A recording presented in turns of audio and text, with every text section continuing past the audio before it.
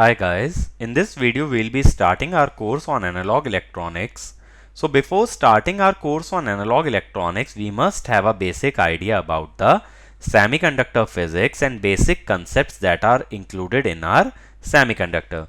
For ECE people, they might have already gone through these concepts in their course on electronic devices. So this will be especially helpful. This video will be helpful for electrical people because they don't know the basics of electronic devices. So see this video carefully in order to understand how the semiconductor devices operate, what are the basic principles that are working inside a semiconductor. Okay. So in this semiconductor physics, what we'll be covering is, first of all, we'll be talking about the types of materials. What are the different types of materials? Then we will be classifying materials based on electrical conductivity. Okay. Then we'll be studying a bit about band theory. Then we'll talk about semiconductors. Okay. After that, we'll talk about currents in semiconductors. Okay. This is a brief overview of what we study in ECE in the first chapter, that is your semiconductor physics or semiconductor devices. Okay. So this is just a brief introduction, because if you know these principles, then you can apply these principles to the different electronic devices that we'll see in the further chapters. So let us get started. First, let us discuss about the classification of material. Now the materials are generally classified into three categories. First one is called as crystalline materials. The second one is called as amorphous materials, and the third one is called as pseudo crystalline, or it is also called as semi-crystalline. Now, as you might have studied in your 12th standard or the 11th standard, we talk about the crystal structure. Now, what is a crystal? A crystal structure is a material which has regular arrangement of atoms or molecules. Okay. It has a regular arrangement. Regular arrangement means there is a certain pattern that keeps on repeating, and then it generates the entire material. Okay. A repetitive pattern. That is called as a crystalline material. Now in the figures that I have shown you, the third figure is that of a crystalline material, because if you see here, all the atoms are arranged in a periodic manner or in a regular manner, and it goes on repeating, so it will be called as a crystalline material. The opposite of crystalline is called as amorphous. Amorphous means no arrangement of atoms or molecules. No arrangement means that the atoms and molecules are at random. So if you see the second figure, you will understand that it is amorphous. Okay. Because if you see these dots are the atoms, and these atoms are randomly placed inside the material, so it is called as amorphous. Then what is pseudocrystalline? It is somewhere between crystalline and amorphous. How between crystalline and amorphous? Is that it has arrangement. No doubt it has arrangement, but only over short distance. Okay. Like see in this figure, this one is your pseudocrystalline. If you see, these lines represents arrangement, but this arrangement is only present in this region. Outside this, arrangement is there, but this arrangement is not same as the adjacent one. See, These two arrangements are different.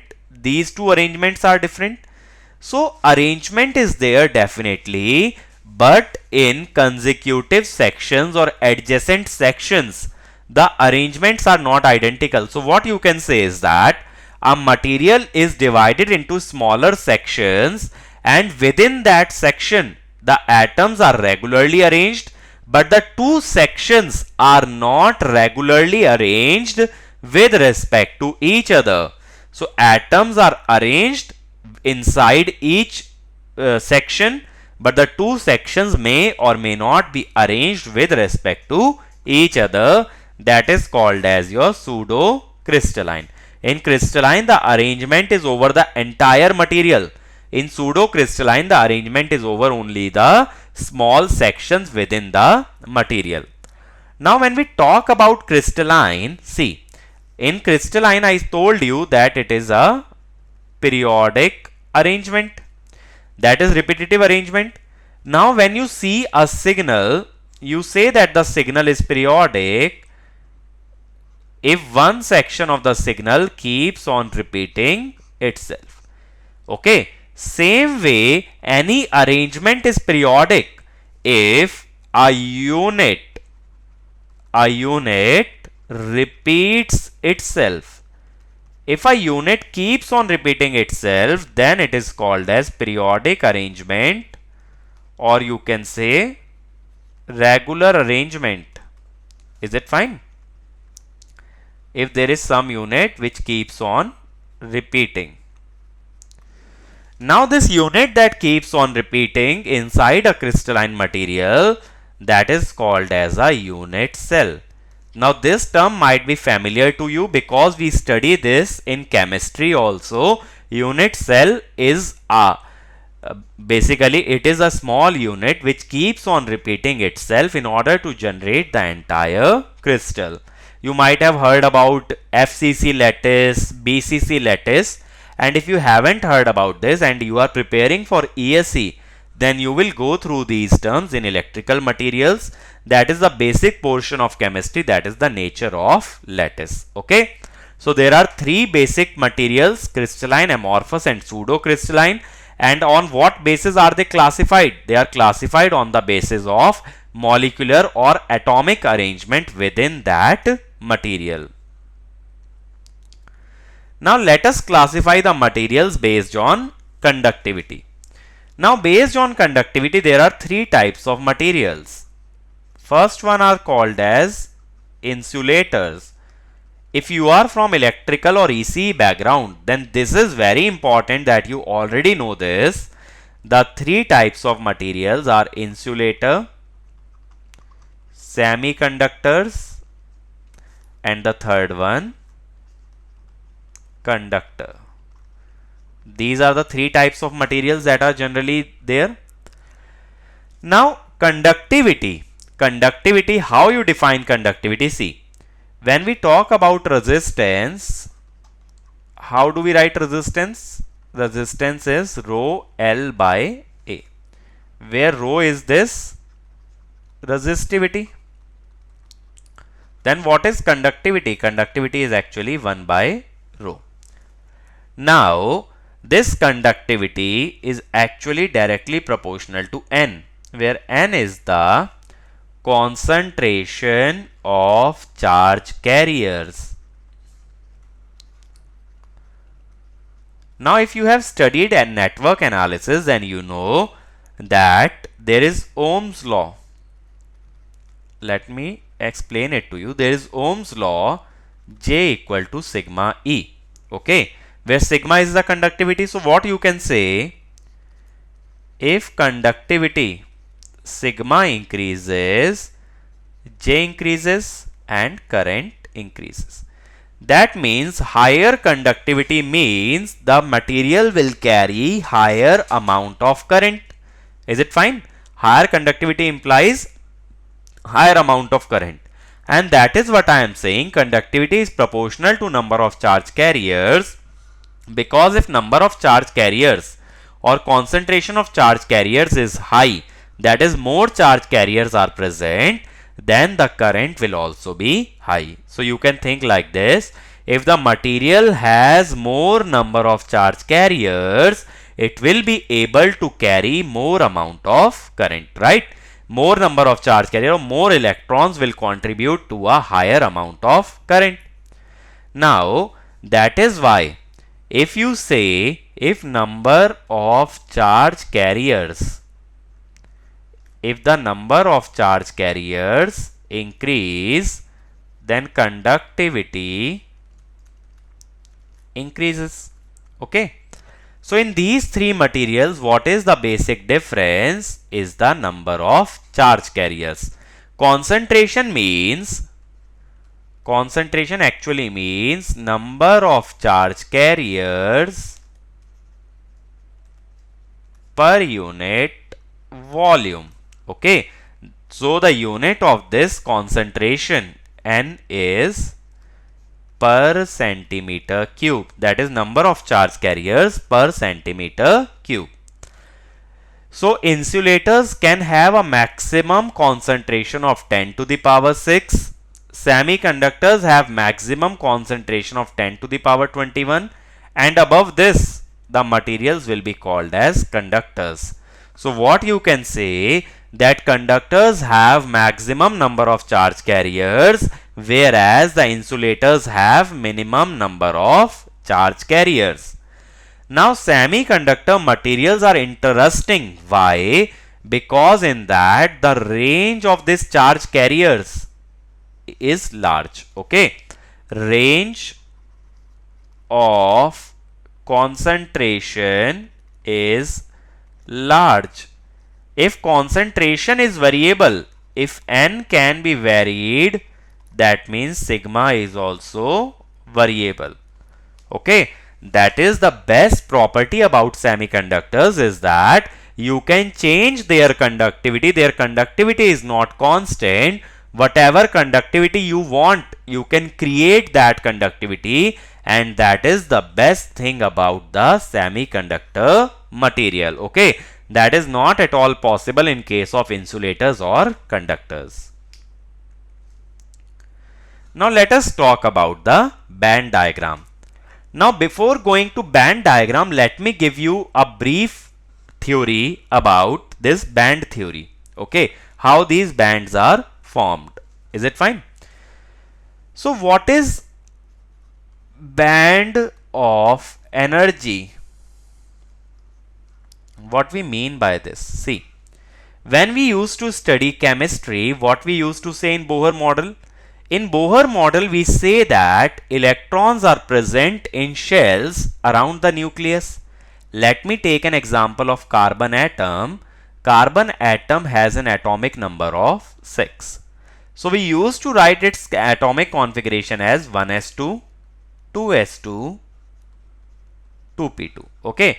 I am not going into details of this chemical configuration or atomic configuration because that is a part of chemistry. So what we used to say that there is a nucleus in which 2 electrons are present in the innermost shell and 4 electrons are present in the outer shell or the second shell, like this. Okay, 4 electrons are present. Now whenever chemical bond is formed, which electrons take part in bonding? Only outermost electrons become a part of bonding or bond. Okay. That means whenever you will form a chemical bond, the outermost electrons will form a part of bond. Now see this thing. If you have nucleus, if you have electron, if you bring these such two atoms close, if we bring these two close in order to form a bond, then what happens? Within each atom there is electrostatic attraction, like this. This is the attractive force. But when these two atoms start coming close, there will be a force between the nucleus. That force will be repulsive. there will be attractive force between electron of one atom and nucleus of the other. There will be attractive force between nucleus and electron, and repulsive force between the two electrons. So this will be repulsive, attractive, attractive. That means when two atoms will come close, there will be forces acting between the two atoms. Earlier the forces were between the nucleus and electron of the same atom, but as they come close, forces appear between the two atoms. Now if we go by basic concept of electrostatics, what I can say, if we go by electrostatics, that whenever electrostatic force appears, potential energy changes. Okay. Why potential energy changes? We know change in potential energy is work done. Work done is force dot displacement. So whenever force is acting and there is displacement, then there will be change in potential energy. So what I can say is, when bond is formed, energy level of electrons will change. Is it fine? Whenever bond will be formed, the energy level of electron will change. Why is it happening? Due to forces acting between the two atoms. If energy level changes, then what happens actually is, we say that at each energy level, there are electron present. Now due to bonding, this energy level splits up into two energy levels. One energy level is called as anti-bonding molecular orbital. Other one is called as bonding molecular orbital. Now in this bonding molecular orbital, what happens? Energy is less. In anti-bonding, energy is high. So what I mean to say is, there are energy levels present within each atom, and when bond is formed, there are forces acting between the two atoms, and these forces change the energy levels into two levels. One is called as bonding, other is called as anti-bonding. Anti-bonding has higher energy as compared to bonding. That means an energy level gives rise to two energy level, one of which is high and the other is low. Now what we know by our data, or what we know by common sense, is that every electron or every body will try to remain in a state of minimum energy. So electrons always prefer to stay in bonding molecular orbital. Okay. So in anti-bonding there are less electrons, in bonding there are more electrons. Is it fine? Electrons always prefer to stay in a state of minimum energy, so it will have more. Now when many such energy levels will appear, why many energy levels will appear? Because many atoms are combining together. I told you the case of only two atoms. When many such atoms will combine, many energy level will be created. Out of those many energy level, some will be bonding, others will be anti-bonding. Now bonding molecular orbitals will be the ones having lower energy, and anti-bonding will be the ones having higher energy. So what I can say is, due to bond formation, there are two energy levels created, lower and the higher energy, and when these energy levels are very close together like this, these are high energy and some will have low energy. Okay. Now why I am showing multiple levels in high energy? Due to n atoms, when n atoms are combined. Similarly, in low energy, due to n atoms. Now, when these energy levels are very close together, it is called as a band. Okay. So, there are multiple energy levels which are very close to each other, and they will be termed as an energy band. So, what do you understand by this? If I ask you to summarize, what you have to say? When the atoms come close together, there are forces acting between the atoms. Due to these forces, the energy levels of an atom or of an electron will change. If the energy level changes, it gets split into two energy levels, antibonding and bonding. Antibonding has higher energy, bonding has lower energy. And when multiple such atoms combine, multiple energy levels are created, and if these energy levels are very close to each other, they will be called as a band.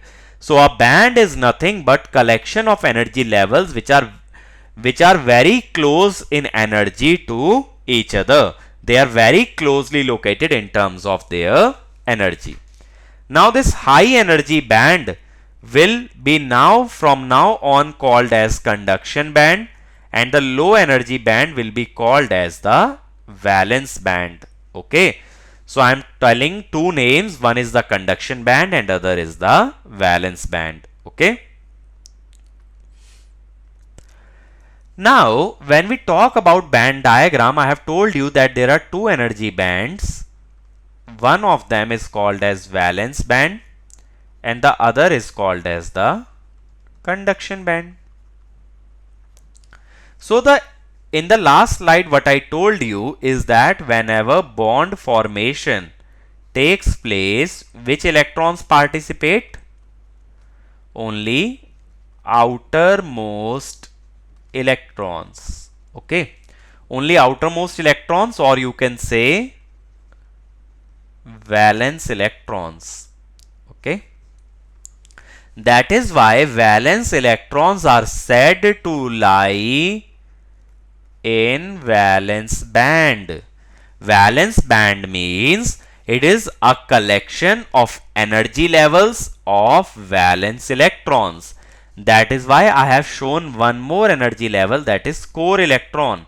Core electrons means inner electrons which lie inside the outermost shell.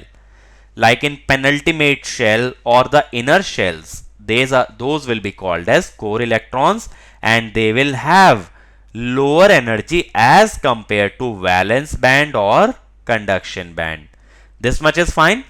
Valence band is what? Valence band is collection of energies of the valence electrons. What are the valence electrons?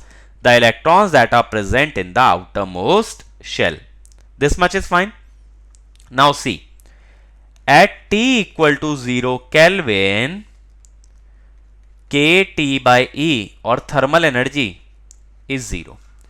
If thermal energy is 0, no electron has energy to move or conduct current.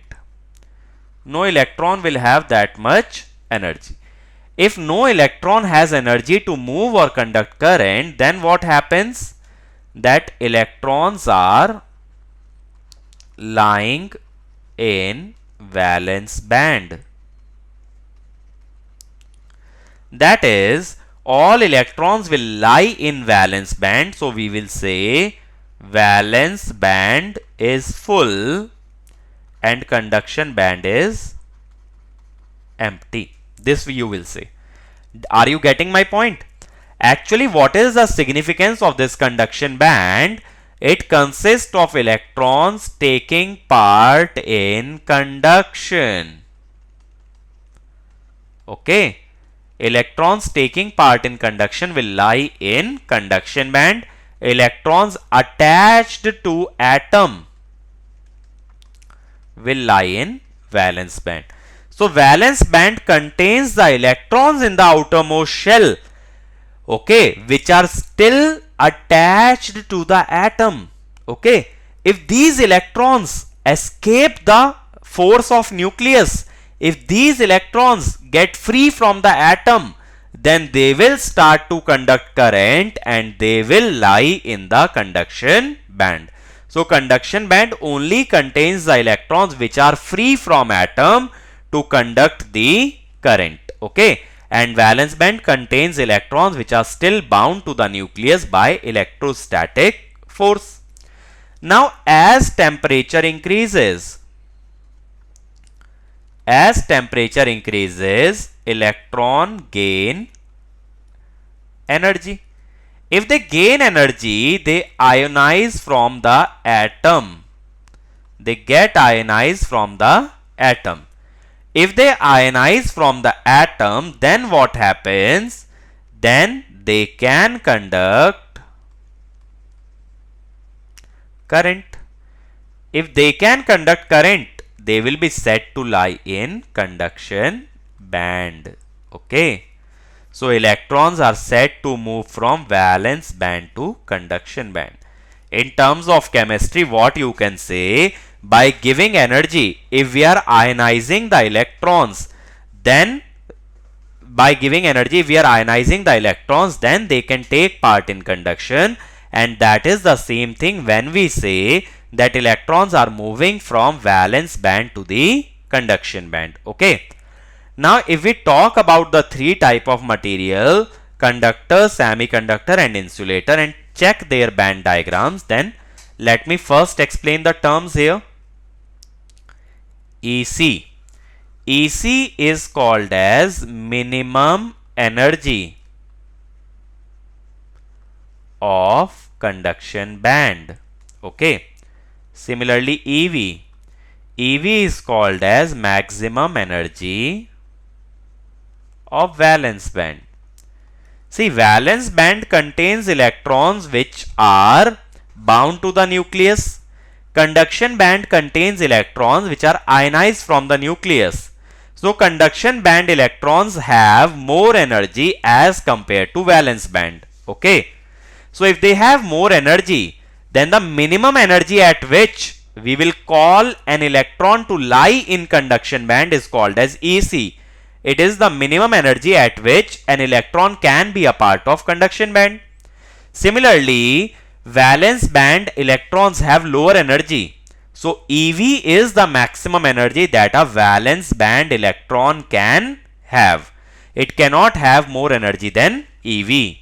And the gap between these two energies is called as energy gap, or it is also called as band gap.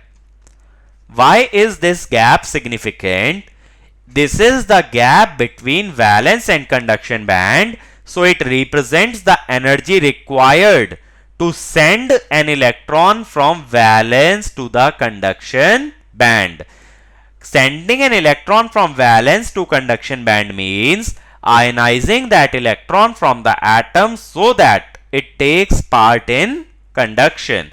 So Eg is the energy required in order to promote the electron from valence to the conduction band, and it has the unit electron volt.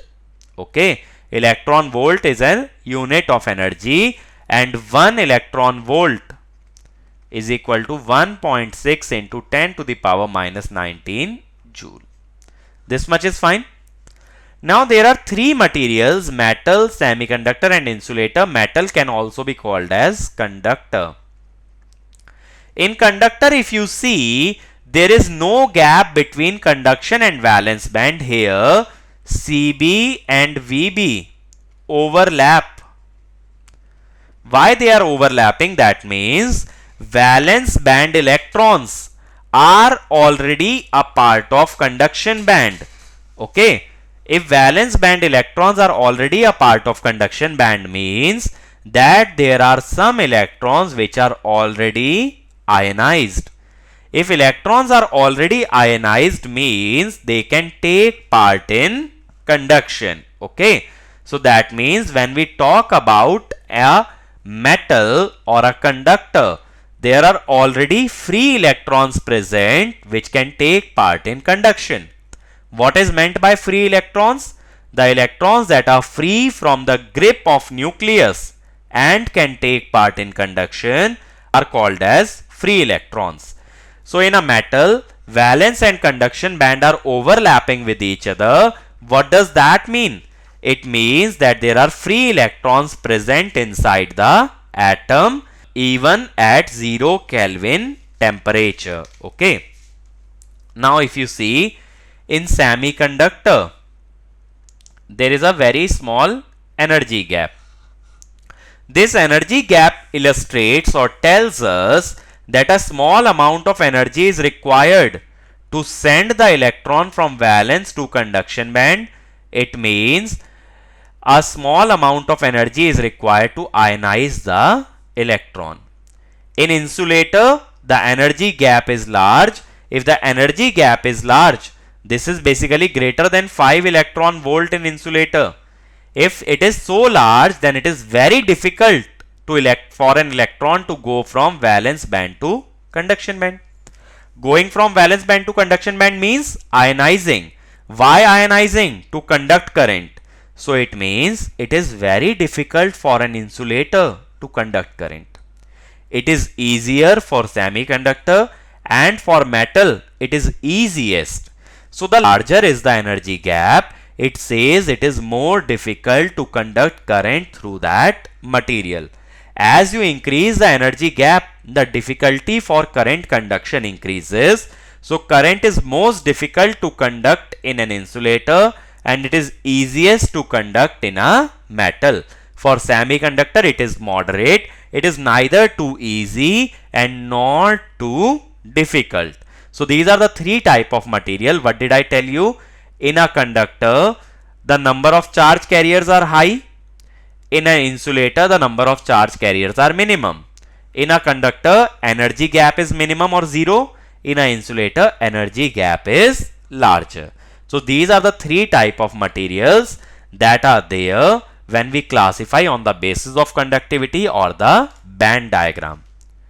So now let me summarize whatever we have learned in this lecture, and rest of the topics, as I told you about the semiconductor, we'll continue in the next one. So what did I tell you? I told you that there are three type of material on the basis of structure: crystalline, amorphous and pseudocrystalline. Crystalline had regular arrangement of atoms. Pseudocrystalline had regular arrangement over short distance. Amorphous had the atoms at random. Then we classified on the basis of insulator, semiconductor and conductor or metal. I told you when we talk about charge carrier concentration, these boundaries are 10 to the power 6 and 10 to the power 21, and this charge carrier concentration units are per centimeter cube. That is, insulators will have less than 10 to the power 6, semiconductors will have greater than 10 to the power 6 but less than 10 to the power 21, conductors will have concentration greater than 10 to the power 21. When we talked about band gap was 5 electron volt, greater than 5 electron volt. Here it was less than 5 electron volt. Here there was no energy gap. That is, conduction band and valence band overlap. I told you about the concept of valence band. Valence band contains outermost electrons or valence electrons, okay, whereas conduction band contains electrons free from atom or ionized electron. I told you minimum energy of conduction band is ECE and it is greater than EV. That is, maximum of valence band, ECE is minimum of conduction band.